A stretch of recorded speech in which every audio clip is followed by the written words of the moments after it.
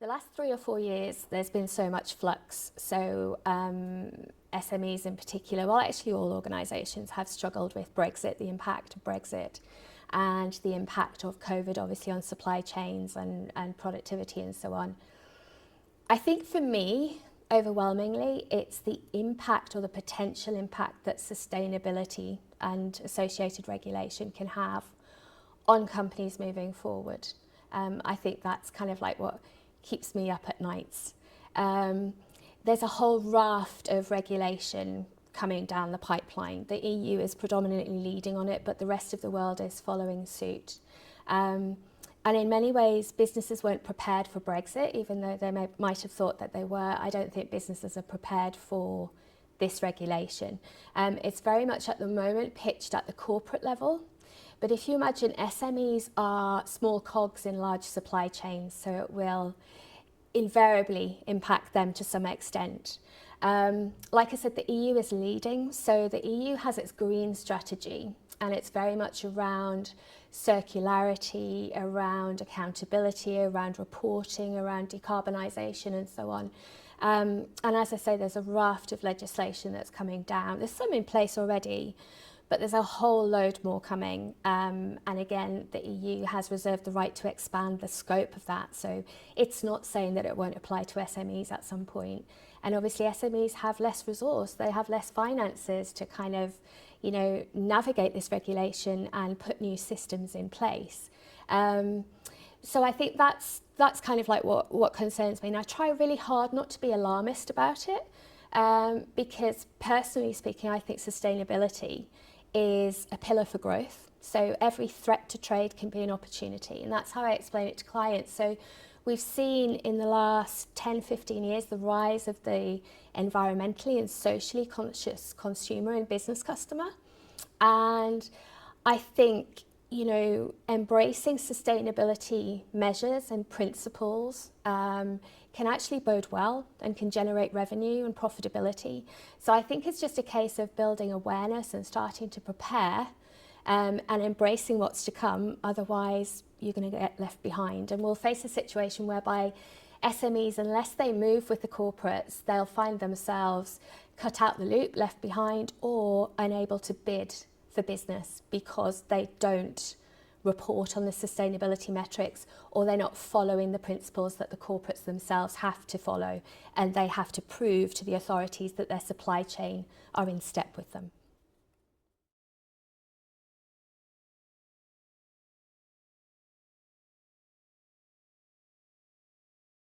Corporate Sustainability Due Diligence Directive, or CSDDD, or CS3Ds as it's known, is a European directive. Again, Europe is leading on much of this sustainability regulation, but the world is following suit, the UK and other more forward-thinking countries. It mandates that only corporates at the moment, do a level of due diligence around environmental impact and around human rights across their supply chain. So every business that touches that corporate needs to know that they meet a certain level with regards to human rights standards and environmental standards. So I think it's not in place at the moment. The European Council has just signed off to it, and now it goes off to the European Parliament to be ratified. But I think for me, it's a biggie. It's really far-reaching. It has the potential to impact our supply chains massively. If you're sourcing from a country or a company that has a poor record with regards to human rights, or is not meeting certain environmental standards, then that renders that business relationship untenable. You won't be able to trade with them. Similarly, it goes down to the products that we can source as well. If those products contain maybe palm oil or other, products that are questionable when it comes to environment, then we won't be able to source them. So it really, really is a biggie. Again, it's not in place. It's probably going to take 3 to 5 years to implement. Again, it's at the corporate level, but the EU has reserved the right, again, to expand the scope. And where you have SMEs in those supply chains, they will be impacted. And I think a lack of preparedness will see some casualties in our small business environment.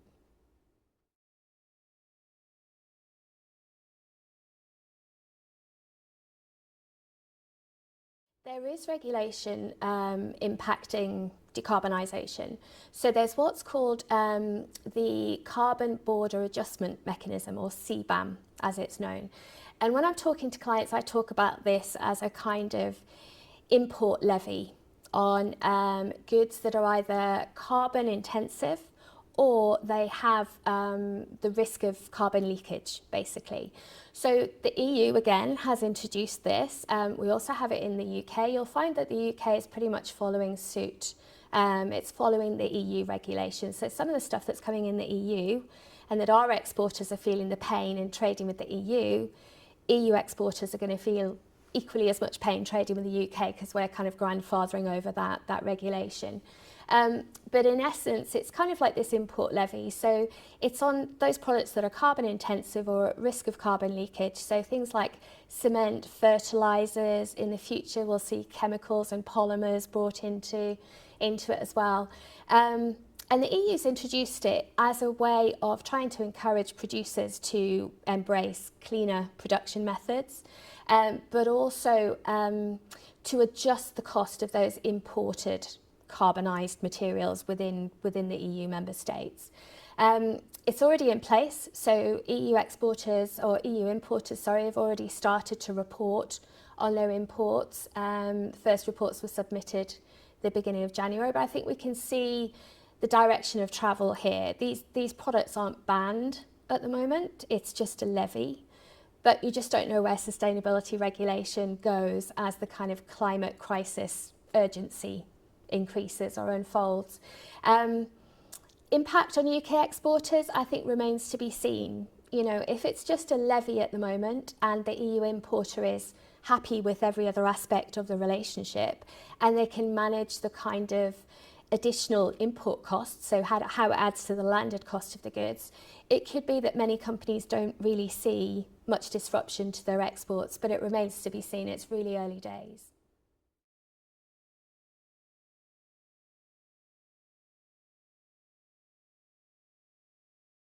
That's a really good question. So currently we're doing an awful lot of work around extended producer responsibility, or EPR. Again, it's another EU directive. It's all about packaging and waste. So it's placing the obligation on the exporter, because exporter can mean producer as well, on managing the entire life cycle of the product. So being responsible not just for its production and distribution, but also for its waste collection and recycling. So essentially, let's take the EU, for example. All EU member states have some EPR legislation in place now, and different member states have implemented it differently. So some have set thresholds whereby if you're exporting X amount of goods with X amount of packaging in tonnage or value, then you don't have to register with the body in the EU. So say, for example, a company called Green Dot manages recycling and waste collection in Germany, Austria, and a couple of other countries. You wouldn't have to register with them if your packaging was under a certain threshold. However, when it is over a certain threshold, you have to register with whoever that responsible body is. We call them producer responsible organisations in that member state, and pay a levy, basically, that in turn pays for them to collect the waste and recycle it. I think where UK exporters have struggled a little bit is that each member state in the EU has its own legislation, its own bodies, its own thresholds for when it applies to you as the exporter or not. And that's been really quite difficult for companies to navigate. But again, like most of this legislation, Europe is leading, but we're seeing it implemented across the world, and even some states in the US have started to implement this regulation. So it's a real one for our UK exporters to look out for and understand. At best case scenario, it can lead to companies like Amazon refusing to fulfill your orders because you don't have a an EPR registration number, but at worst you could face fines from those in-country regulators.